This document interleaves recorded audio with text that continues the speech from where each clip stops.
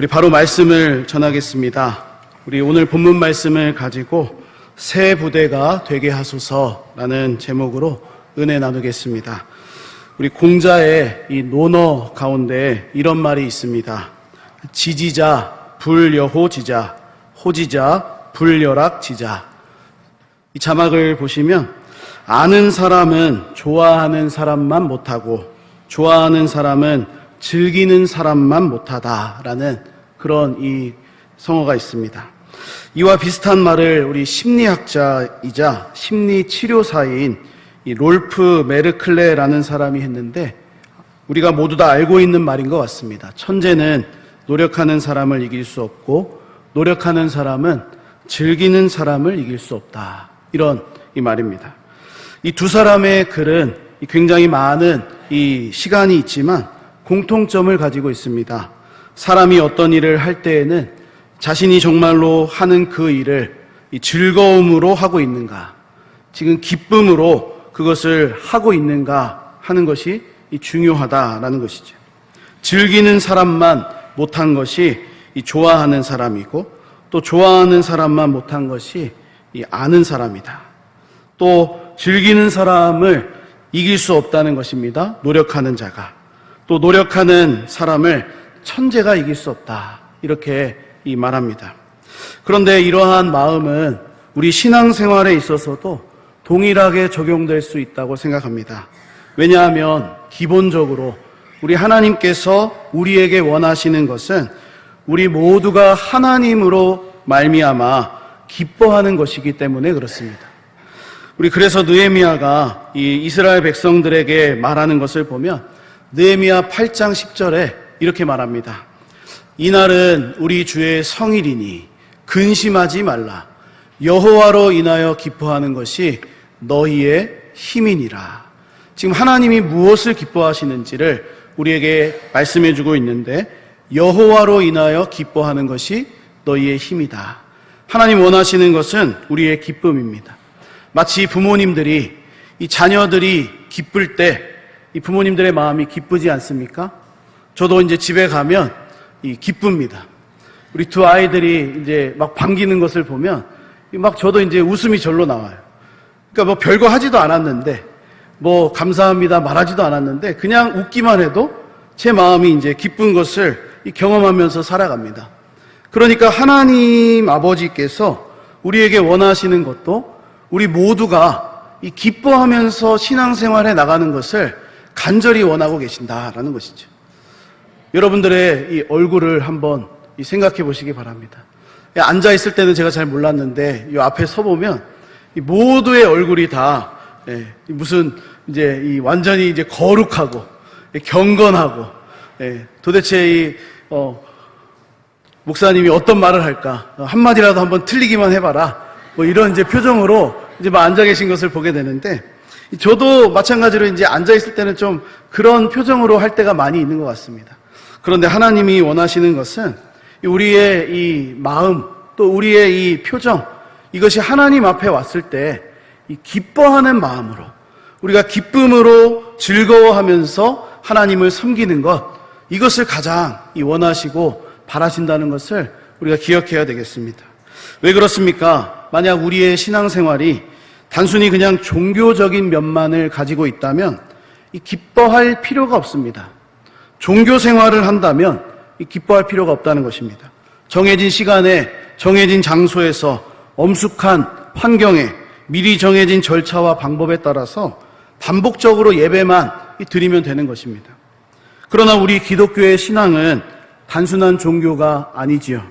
우리의 신앙은 살아계신 하나님과 인격적인 관계이기 때문에 살아있는 신앙이기 때문에 우리의 의지와 마음과 생각과 감정을 담아서 하나님을 만나야 하는 것입니다. 하나님을 우리가 만나고 그 안에 있는 충만한 기쁨을 누려야 하는 것이요. 죽은 사람과 살아있는 사람의 차이는 감정이 있느냐, 그것을 느낄 수 있느냐, 혹은 느끼지 못하느냐의 이 차이가 있다고 생각합니다. 살아있는 신앙이라는 것도 똑같습니다. 우리가 하나님 앞에서 살아있는 신앙으로 서 있다면 이 기뻐하고 감사하고 또 하나님 앞에 영광 돌리는 그런 것들이 있는 것이죠. 그런 의미에서 오늘 이 본문 말씀은 예수님께서 이 땅에 오심으로 보여주신 이 참된 기쁨이 무엇인지, 또 복음의 시대가 우리에게 무엇을 가르쳐주고 있는지를 보여줍니다. 우리 본문 14절 말씀을 읽었는데, 이 14절 말씀을 보면 그때에 라는 표현으로 본문이 시작되고 있습니다. 이 표현이 굉장히 중요합니다. 그때에, 도대체 언제, 어느 때에 이 말씀이 시작되었는지를 설명해 주는 단어가 바로 그때라는 표현이기 때문입니다. 오늘 본문의 이야기가 있게 된 이유가 바로 앞에 나와 있는 말씀과 이어지는 내용이다 라는 것을 이제 강조하고 있습니다. 오늘 본문 앞에 있는 마태복음 9장 이 9절에서 13절 말씀은 예수님께서 세리 마태, 레위를 부르시는 그 장면을 소개해 주고 있습니다. 우리 마태는 세리였습니다. 이 마태복음을 기록한 마태인데, 이 세리는 유대인들에게 죄인으로 취급받던 자였지요. 예수님께서는 이 세리였고 또 죄인으로 취급받던 자를 제자로 부르셨습니다. 그러자 마태는 마치 자기가 예수님의 부르심을 기다렸다는 듯이 예수님의 말씀을 듣고 그 자리에서 일어나 예수님을 따르는 제자가 되었습니다. 마태는 예수님께서 자신을 불러주신 것에 감사했고 또 기뻐하는 마음이 있었던 것 같습니다. 그래서 10절 말씀을 보게 되면 마태복음 9장 10절에 이 자기의 집에서, 이 마태의 집에서 기쁨의 잔치가 벌어집니다. 마태복음 9장 10절에 예수께서 마태의 집에 앉아 음식을 잡수실 때에 많은 세리와 죄인들이 와서 예수와 그의 제자들과 함께 앉았더니, 지금 잔치가 벌어지고 있습니다. 이 잔치에는 마태, 이 레위만 앉아 있었던 것이 아니라 그와 함께 했던 많은 세리들, 또 죄인들이 예수님과 예수님의 제자들과 함께 이 음식을 먹으면서 이 잔치의 시간을 보내고 있었습니다. 그런데 이때 바리새인들이 예수님의 제자들에게 와서 이 질문을 던집니다. 어찌하여 너희 선생님은 세리와 죄인들과 함께 식사하는 것이냐? 유대인의 율법상 경건한 유대인, 또 이스라엘 백성들은 이 죄인들과 함께 식사하는 것이 금지되어 있습니다. 그런데 예수님이라는 이 선생님이 어떻게 죄인으로 취급받는 세리들과 이 식사를 할 수가 있느냐? 바리새인들이 묻는 것이죠. 그러자 예수님이 대답하십니다. 나는 건강한 사람을 위하여 온 것이 아니라 병든 자를 위하여 왔다. 나는 의인을 부르러 온 것이 아니요 죄인을 부르러 왔노라 말씀하십니다.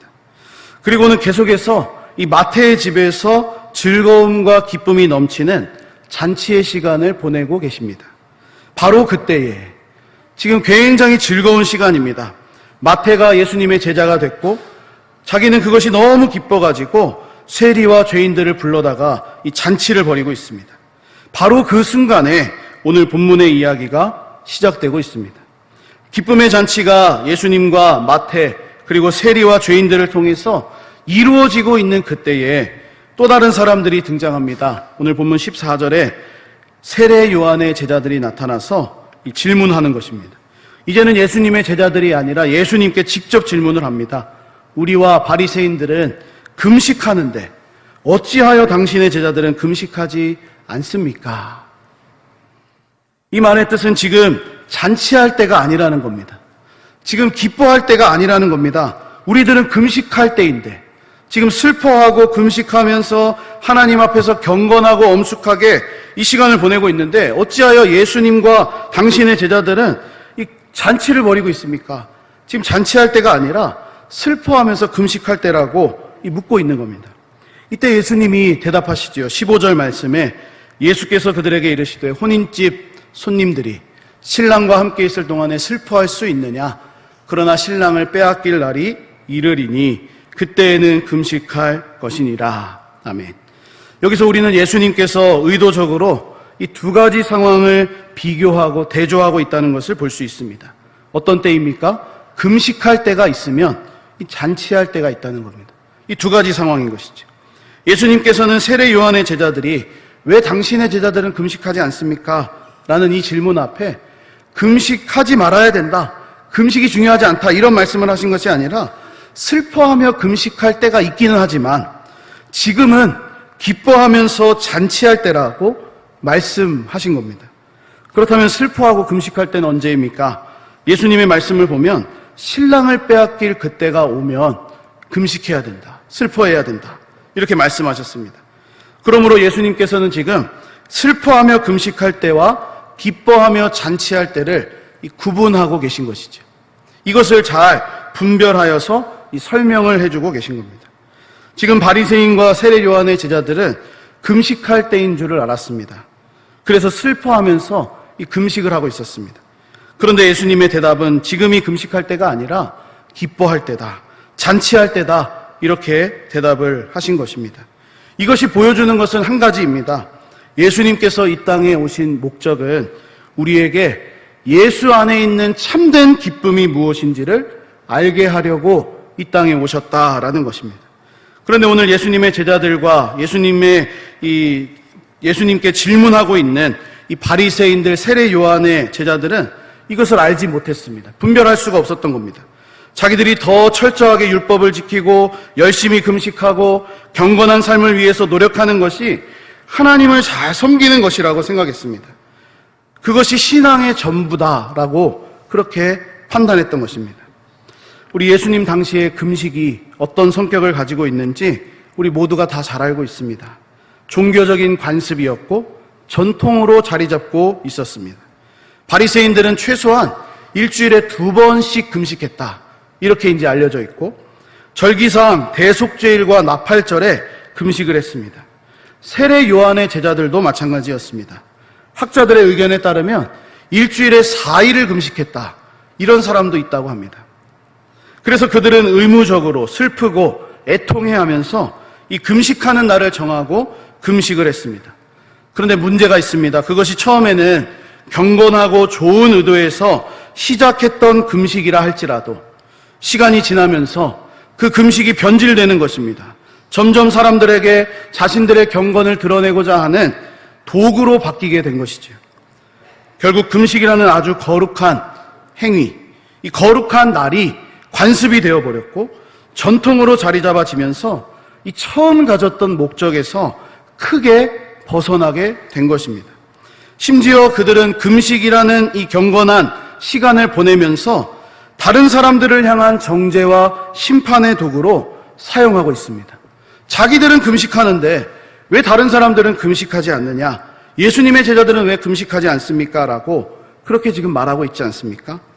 그래서 바리새인과 세례 요한의 제자들은 이 금식하는 것을 기준으로 삼아서 금식을 하지 않는 예수님을 향해 또 제자들을 향해서 왜 금식하지 않으십니까? 라고 정죄하고 묻고 있습니다.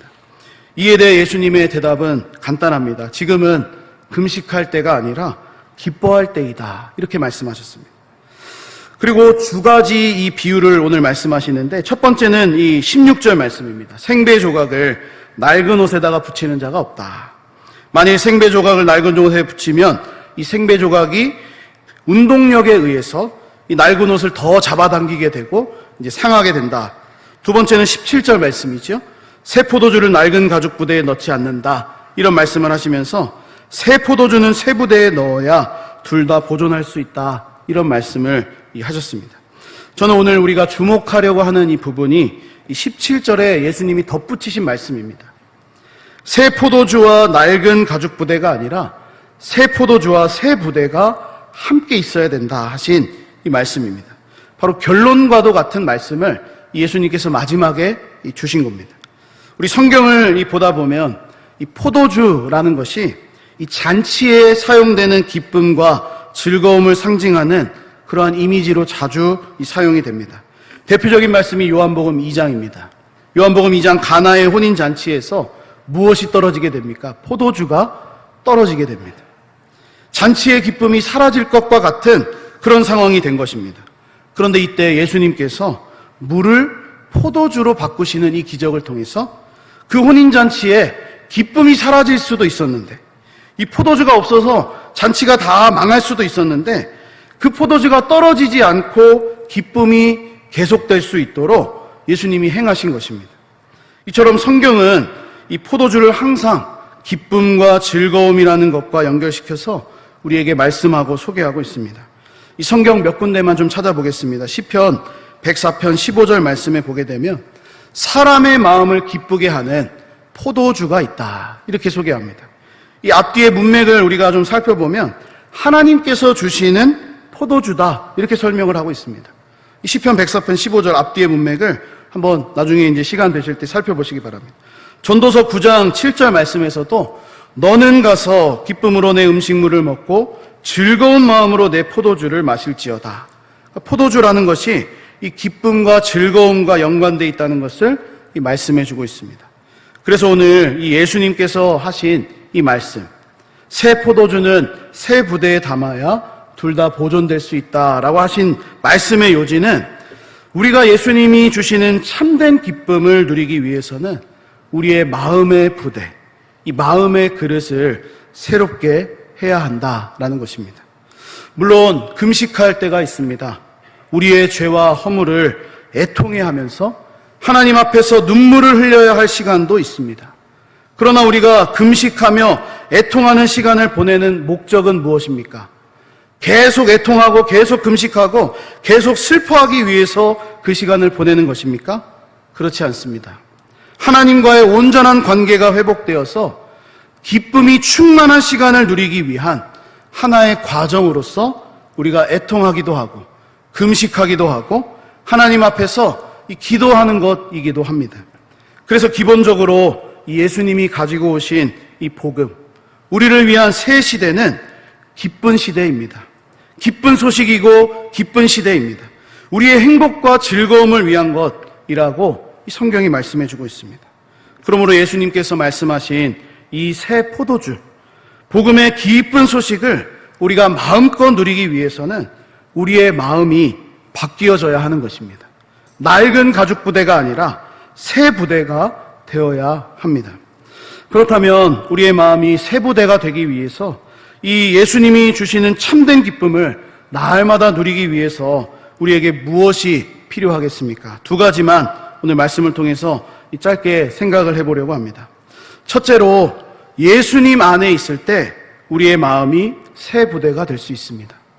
성경은 우리 스스로 우리의 마음을 새롭게 하거나 우리 스스로의 힘으로 우리의 마음이 변화될 수 있다 말하지 않습니다. 오히려 우리는 할 수 없습니다.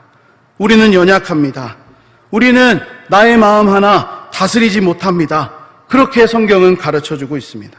오직 예수 그리스도 안에서만 참된 기쁨을 누리고 변화될 수 있다고 가르쳐줍니다. 그래서 우리는 내가 만들어낸 기쁨이 아니라 나의 상황이 기뻐서 기뻐지는 것이 아니라 내 안에 계신 예수 그리스도를 통하여서 주시는 기쁨이 있을 때 우리의 마음이 새 부대가 되어서 기뻐할 수가 있는 것이죠. 그러므로 성도의 기쁨은 주님 안에 있는 것입니다. 상황이나 환경이 성도의 기쁨이 아닙니다. 오직 예수 그리스도 안에 있는 기쁨이 성도가 누려야 하는 기쁨인 것입니다. 예수님께서 직접 이런 말씀을 하신 적이 있습니다. 요한복음 15장 우리 11절 말씀인데 이거 같이 한번 봉독하겠습니다. 시작. 내가 이것을 너희에게 이름은 내 기쁨이 너희 안에 있어 너희 기쁨을 충만하게 하려 함이라. 아멘. 여기서 주목할 것은 이것이죠. 내 기쁨이 너희 안에 있어. 너희 기쁨이라고 말씀하지 않으시고 너희의 상황이 뭐가 잘 되었기 때문에 너희가 기쁘냐, 그 기쁨이 너희 안에 충만하게 있기를 원한다, 이렇게 하시지 않고 예수님이 직접 말씀하시기로 예수님의 기쁨이, 내 기쁨이 너희 안에 있기를, 그래서 너희의 기쁨이 충만할 수 있기를 예수님이 간절히 바라셨다라는 겁니다. 예수님을 통하여 주시는 기쁨이 우리 안에 있을 때 우리는 비로소 충만하게 기뻐할 수가 있는 것입니다. 그러므로 우리가 기뻐할 수 있는 이유는 한 가지입니다. 우리의 기쁨, 우리의 감정, 우리의 상황이 나아져서가 아닙니다. 예수 그리스도 안에 있을 때 우리는 참된 기쁨을 누릴 수 있는 새 부대로 살아갈 수가 있는 것입니다. 우리가 새 포도주 대신 예수님 안에 있을 때 우리는 비로소 예수님이 주시는 참된 기쁨을 누리는 이 새 부대로 살아갈 수가 있다는 것입니다. 그래서 이것이 좀 이상하게 들릴 수도 있습니다. 저도 이 말씀을 준비하면서 아니 예수님이 주시는 이 기쁨을 누리기 위해서 어떻게 우리가 예수님 안에 또 거해야 되지? 이런 생각을 하게 됐는데 그렇지 않습니다. 예수님이 주시는 참된 기쁨을 온전히 누리기 위해서 예수님 안에 있는 것입니다. 이것은 당연한 것입니다. 신앙생활을 이러한 신앙생활을 살았던 사람이 성경에 보게 되니까 사도 바울이라고 소개하고 있습니다. 바울은 복음을 전하다가 매도 많이 맞았고 또 죽을 뻔한 위기도 겪었고 온갖 고초와 감옥에까지 가게 되는 이 경험도 했습니다. 그런데 바울의 입에서 고백이 나오는데 빌립보서 4장 4절의 고백이 터져 나오는 것입니다. 주 안에서 항상 기뻐하라. 내가 다시 말하노니 기뻐하라. 바울은 지금 감옥에 갇혀 있었습니다. 온갖 이 고초를 다 겪은 상태였습니다. 빌립보 교회 성도들에게 편지하면서 이 자신의 상황 때문에 기뻐할 수 없었는데 전혀 기쁨이 없는 상황인데도 오히려 기뻐하라고 편지를 보냅니다. 그가 이렇게 고백할 수 있었던 이유가 어디에 있습니까? 바울 자신이 예수 그리스도 안에 있었기 때문에 그렇게 고백할 수가 있었습니다. 그래서 바울은 빌립보 성도들에게도 내 상황 때문에 너희들이 기도하라. 내 상황이 너무나 어렵다, 힘들다. 그러니까 너희들이 금식하며 기도하라. 이렇게 말한 것이 아니라 주 안에서 기뻐하라. 강하게 명령을 하고 있습니다. 자신의 상황이 기쁘고 즐겁기 때문에 말하는 것이 아닙니다. 또는 억지로 마음은 전혀 기쁘지 않은데 그냥 말로만 억지로 기뻐하라. 그러기 위해서 노력하라는 말이 아닙니다. 기쁨의 근원 되시는 예수님 안에 거하는 바울이기 때문에 이 바울의 마음이 새 부대가 된 것입니다. 만약 우리의 마음이 새 부대가 되지 않는다면, 우리의 마음이 이 낡은 가죽 부대로 남아 있다면 오늘 본문에 나오는 바리새인과 세례 요한의 제자들처럼 예수님 안에 있는 기쁨이 무엇인지도 모른 채 거룩한 금식을 하면서도 하나님 앞에 나와서 예배를 드리면서도 너는 왜 금식하지 않느냐? 너는 왜 주일에 빠지느냐? 너는 왜 섬기지 않느냐라고 정죄하고 손가락질하는 신앙생활이 될 수도 있다는 것을 우리가 기억해야 되겠습니다. 주 안에 사랑하는 여러분, 우리의 마음이 예수님 안에 있으므로 새 부대가 되어서 예수님이 주시는 기쁨으로 충만한 신앙생활 될 수 있기를 바랍니다. 두 번째로 이 유연함을 가져야 합니다. 오늘 말씀에 등장하고 있는 이 비유의 말씀입니다. 생배 조각, 새 포도주. 이 두 가지의 특징은 모두 운동성을 가지고 있다라는 것입니다. 그래서 낡은 옷에 생배 조각을 붙이면 이 생배 조각이 움직이죠. 막 잡아당깁니다. 그러면서 낡은 옷이 더 빨리 막 헤어진다. 그리고 새 포도주도 마찬가지입니다. 낡은 가죽 부대에 그것을 담으면 새 포도주가 발효되면서 부풀어가지고 결국에는 이 가죽 부대가 감당하지 못하고 터져버리는, 그래서 둘 다 버리게 된다. 예수님 말씀하셨습니다. 그래서 새 포도주를 우리가 담기 위해서는 이 유연함을 가진 새 부대에 담아야 하는 것입니다. 이렇게 해야 둘 다가 보존된다. 예수님 말씀하셨습니다. 이것은 우리의 마음이 예수님께서 주시는 참된 기쁨, 새 포도주로 충만하기 위해서 새 부대와 같이 유연해야 한다는 것을 가르쳐 주시는 말씀입니다. 낡은 가죽 부대의 특징이 무엇입니까? 딱딱합니다. 굳어졌습니다. 마치 오늘 본문에 나오는 바리새인과 세례 요한의 제자들처럼 금식이라는 전통과 율법에 매여서 예수님이 가져오신 복음의 새 시대를 깨닫지를 못하는 겁니다. 충만한 기쁨을 누리지 못하는 신앙생활을 해나가고 있었던 겁니다. 성경을 보다 보니까 성경이 가장 경계하는 모습 중에 하나가 바로 유연하지 못하고 굳어진 마음을 경계하고 또 그것을 우리가 조심해야 된다, 이렇게 가르치고 있는 것을 보게 됩니다. 구약시대 이스라엘 백성들이 대표적으로 이 굳은 마음을 가진 백성들이었습니다. 하나님과 멀어지고 하나님을 떠났을 때의 모습이 어떤 모습이냐면 그들의 마음이 딱딱하게 굳어진 마음이었다고 하나님께서 설명하십니다. 말씀하십니다. 하나님의 말씀을 듣고 자기들의 생각을 바꾸어야 되는데, 유연하게 변해야 되는데 이미 그냥 마음이 다 굳어져서 듣지를 않는 것입니다. 결국에 하나님의 말씀이 아니라 자기들의 생각, 판단, 우리가 가진 전통들이 이것이 옳다라고 주장하면서 끝까지 포기하지를 않는 겁니다. 그래서 하나님께서 스가랴 선지자를 통해서 말씀하시는데, 너희들의 마음이 금강석같이 딱딱하게 굳어져 있다, 하나님의 말씀을 듣지 않는다, 이렇게 말씀하신 것도 나옵니다. 그러므로 우리가 가져야 하는 마음은 굳은 마음이 아닙니다. 유연한 마음을 가지고 있어야 합니다. 우리의 신앙생활이 예수님이 말씀하시는 새 부대가 되어서 유연함을 가질 수만 있다면 우리는 예수님이 주시는 기쁨으로 충만하게 신앙생활을 해나갈 수가 있는 것입니다. 그러나 반대로 우리가 유연하지 못한다면 세례 요한의 제자들 바리새인들과 같이 경건한 금식을 하면서도 하나님 앞에서 예배를 드리면서도 하나님 앞에서 우리의 마음을 쏟는 기도를 하면서도 다른 사람들을 정죄하고 지적하는 자리에 설 수밖에 없는 겁니다. 혹시 우리 가운데 신앙생활에 기쁨이 없는 분이 계십니까? 나는 이렇게까지 열심히 예배하고 섬기고 봉사하고 금식하고 있는데 도대체 다른 사람들은 무엇을 하는지 모르겠다고 말하는 분들이 계십니까? 혹시 이러한 분들이 계시다면 오늘 예수님이 말씀하시는 새 부대가 되기를 위하여서 힘쓰시기를 바랍니다. 유연한 마음을 회복하시기를 바랍니다. 그래서 기쁨이 충만한 신앙생활을 해나갈 수 있게 되기를 간절히 소망합니다. 우리의 몸도 오랫동안 쓰지 않으면 어떻게 됩니까? 굳어지게 되지요. 점점 굳어지고 딱딱해지는 것이 우리의 몸입니다. 마음과 생각도 마찬가지입니다. 그래서 이 마음이 굳어지지 않기 위해서 우리는 지속적으로 나의 신앙생활이 지금 유연함을 가지고 신앙생활을 해나가고 있는지, 예수님이 주시는 기쁨으로 충만하게 지금 살아가고 있는지를 점검해야 됩니다. 혹은 굳어진 마음으로 기쁨이 없는 신앙생활을 하고 있는지를 우리가 돌아볼 수 있어야 하는 것입니다. 주 안에 사랑하는 여러분, 우리의 마음이 유연한 마음 되어서 예수님의 그 기쁨으로 예수 그리스도의 충만한 기쁨이 우리의 신앙생활 될 수 있기를 간절히 소망합니다. 말씀을 마무리하고 정리하겠습니다. 우리의 신앙생활이 풍성해지기 위해서 우리는 기쁨으로 신앙생활을 해야 되겠습니다. 만약 우리가 봉사를 열심히 하고 섬기는 일을 당연하게 감당하면서도 기쁨으로 하지 않는다면, 오히려 지치고 짜증이 나고 불평과 불만이 나온다면 저는 그분처럼 불행한 신앙생활을 하는 분도 없으리라고 생각합니다. 저도 마찬가지입니다. 말씀을 전하는 목사가 되어서 이렇게 말씀을 전하는데 이것이 기쁘지 않다면, 이 하는 동안 막 짜증이 나고 불평이 나오고 힘들고 어렵다면 이렇게 불행한 목사는 없을 것이라고 생각합니다.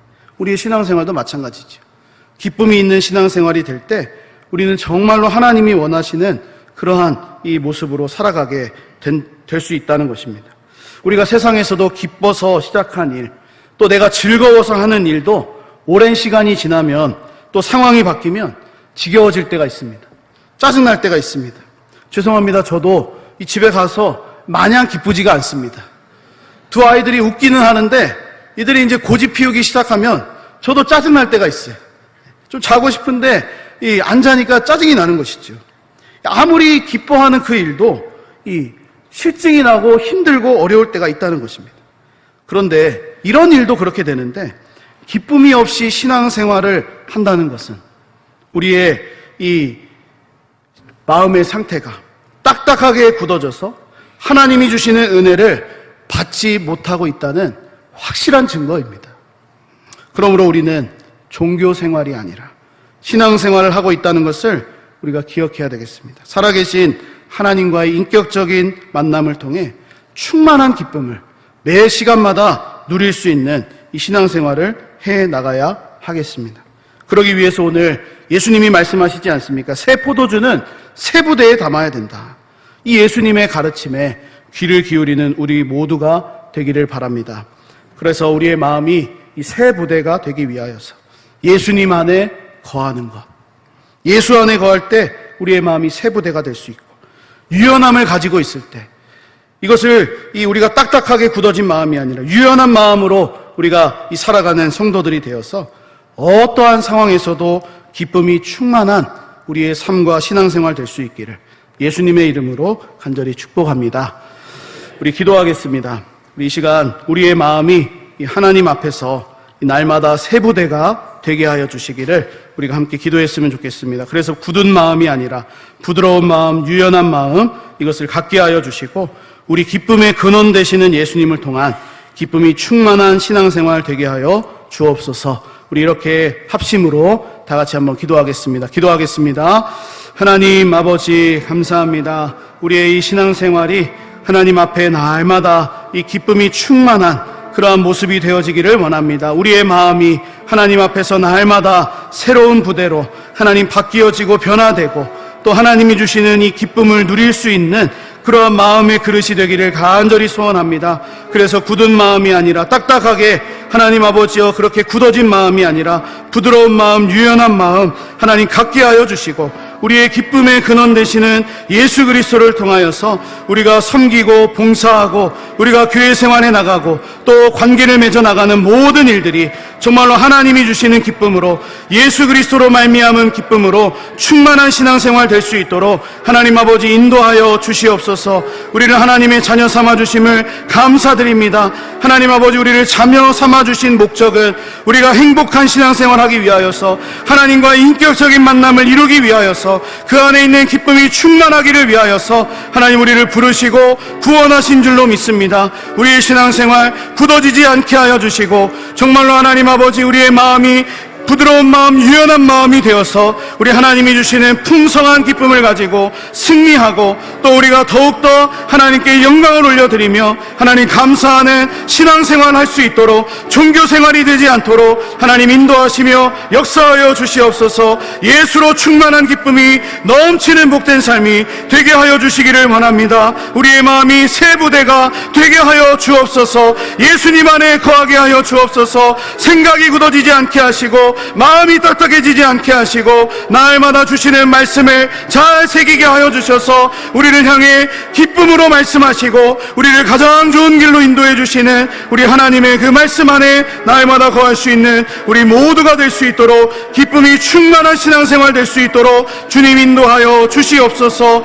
오 하나님 아버지 우리의 삶을 기쁨으로 채워주시기를 간절히 소원합니다. 하나님 아버지 역사하여 주옵소서. 하나님 아버지 감사합니다. 우리를 하나님의 자녀 삼아 주시고 우리에게 늘 기뻐하며 살아갈 수 있는 은혜 주신 것을 감사드립니다. 우리의 마음이 하나님 앞에서 날마다 새 부대가 되게 하셔서 예수님으로 충만한 기쁨이 넘치는 복된 삶이 될 수 있도록 인도하여 주시옵소서. 모든 것 감사드리오며 우리의 기쁨의 근원 되시는 예수 그리스도의 귀하신 이름으로 기도합니다. 아멘.